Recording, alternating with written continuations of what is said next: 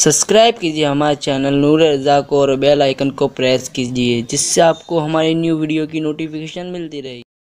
عزیزان گرامی وقار، آج کی یہ شب احادیث رسول صلی اللہ تعالیٰ علیہ وسلم کے مطابق ممکنہ لیلۃ القدر میں سے ہے۔ حضور اکرم صلی اللہ تعالیٰ علیہ وسلم کے فرمان عالی شان میں یہ ملتا ہے کہ شب قدر کو رمضان کی آخری طاق راتوں میں تلاش کرو، 21، 23، 25، 27 اور 29۔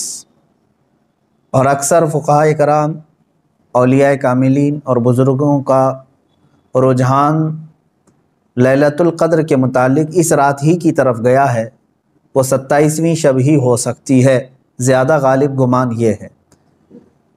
اور ہم لیلۃ القدر کو، شب قدر کو اس لیے بھی ڈھونڈتے ہیں کہ اس رات کی فضیلت میں میرے آقا صلی اللہ تعالیٰ علیہ وسلم نے ارشاد فرمایا، اس رات جو بھی مومن بندہ ایمان کے ساتھ کھڑا ہوا اپنے رب تعالیٰ کے حضور، رات میں عبادت کے لیے کھڑا ہوا، توبہ و استغفار کیا، تو حدیث پاک میں اللہ تعالیٰ اس کے پچھلے تمام گناہوں کو معاف فرمائے گا۔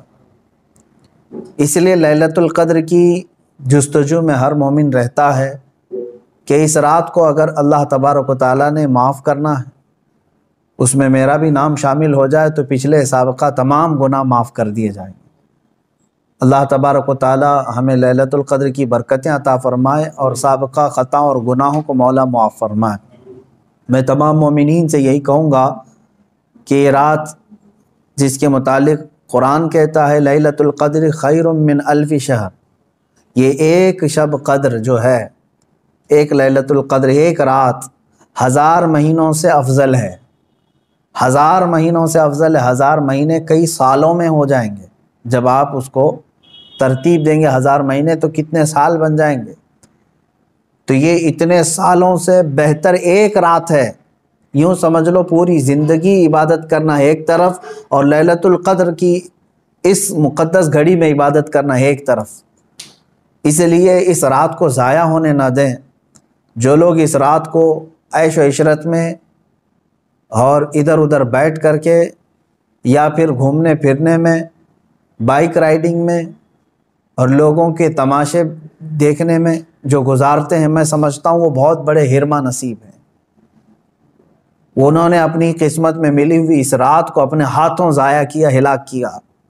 اور اسی لیے میرے آقا صلی اللہ تعالیٰ علیہ وسلم کی حدیث بھی ملتی ہے، وہ شخص تباہ و برباد ہو جائے، ہلاک ہو جائے جو رمضان کو پایا مگر اس کی قدر نہیں کیا۔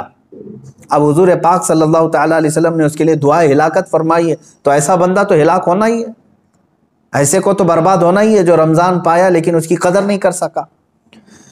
تو میرے عزیزو، میں تمام نوجوانوں سے یہی کہوں گا، تمہارے لیے کھیلنے کودنے اور دوسرے کاموں کے لیے اور بھی بہت سارے اوقات ہیں، لیکن اس پاکیزہ وقت کو اس طرح ضائع نہ کرو۔ اور جو دیکھنے میں ملتا ہے، اس رات کو لوگ دوست احباب کے ساتھ نکل پڑتے ہیں، چلو عیش و عشرت کرنا ہے، کچھ گھومنا ہے پھرنا ہے، لوگوں کو پریشان کرنا ہے۔ اب تو حالات لاک ڈاؤن کے ہیں، باہر اگرچہ جانے نہ ملے مگر اپنے نوجوان بچے اپنے ہی محلے میں لوگوں کو، پولیس کو پریشان کرنے کے لیے نکلتے ہیں۔ تو کیا یہ رات اس طرح کے عیاشیوں کے لیے آتی ہے؟ کیا تم اس کو اوروں کی طرح، غیروں کی طرح سمجھتے ہو کہ انٹرٹینمنٹ کی ایک رات ہے، دوسروں کے تہواروں کی طرح رقص کرنا، ناچنا، شراب پینا، معاذ اللہ؟ یہ وہ رات ہے جو تمہارے سابقہ گناہوں کو معاف کرنے کی بشارت لے کر کے آ رہی ہے۔ تم اس کی طرف توجہ نہیں دیتے، تو پھر ایک بات یہ بھی یاد رکھ لو، تم میں سے کسی کو یہ بات خبر نہیں ہے، کسی کو معلوم نہیں ہے کہ اگلا رمضان تمہاری زندگی میں آئے گا کہ نہیں آئے گا، نہیں معلوم ہے۔ یہاں تو لاشیں اس طرح سے دیکھنے کو مل رہی ہیں، روزانہ موت کی خبریں اس طرح عام ہو چکی ہے۔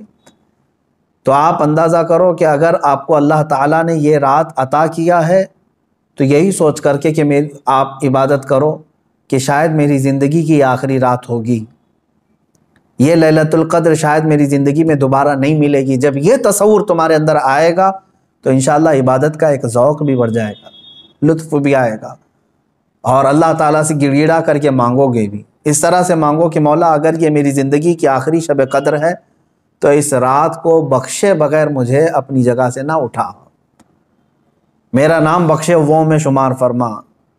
جیسے کہ حضور پاک صلی اللہ تعالیٰ علیہ وسلم مکہ مکرمہ حاضر ہوئے اور جب واپس ہونے لگے تو خانہ کعبہ کے پاس آپ نے یوں دعا فرمائی تھی کہ اے اللہ اگر یہ میری آخری زیارت ہے خانہ کعبہ کے پاس تو پھر یہاں سے مولا ہم سب کی مغفرت کے بغیر ہمیں باہر نہ فرما۔ تو اس طرح سے آپ اس رات کو بھی یہ سمجھ کر کے دعا کریں کہ اگر میری زندگی میں اور دوبارہ رمضان آنا نہیں ہے یا لیلۃ القدر آنے کا ہماری زندگی میں کوئی نصیبہ نہیں ہے تو مولا اس رات کو ہی ہمیں معاف فرما دے اور اس کے بعد والی زندگی کو کبیرہ اور صغیرہ گناہوں سے محفوظ فرما دے۔ یہ لیلۃ القدر کے سلسلے میں میرے عزیزوں عبادتوں کا اہتمام کریں، عورتیں اپنے گھروں میں بچوں کو بھی لے کر بچیوں کو بھی لے کر بیٹھیں۔ صرف جاگنا اصل مسئلہ نہیں ہے، بعض لوگ سمجھتے ہیں کہ جاگنا چاہیے، جاگنے کا مطلب موبائل لے کر بیٹھ کر کے جاگنا، یہ فضیلت کی بات ہے۔ جاگنا اس کے لیے افضل ہے جو اپنے آنکھیں قرآن کی تلاوت میں لگا چکا ہو یا اپنے جسم کو رب ذوالجلال کی عبادت میں مصروف کر چکا ہو۔ اور اگر خالی جاگنا اور غیبت کرنا، چغلی کرنا یا واہیات دیکھنا ہے تو میں سمجھتا ہوں اس سے بہتر ہے سو جانا اس آدمی کا، وہ سو جائے گا تو کچھ گناہوں سے بچ جائے گا۔ تو یہ محض گناہ کرنے کے لیے جاگنا یہ افضل نہیں ہے اور نہ ہی اس میں کوئی نیکی کی بات ہے۔ اللہ تبارک و تعالیٰ سب کو اصلاح کی توفیق عطا فرمائے۔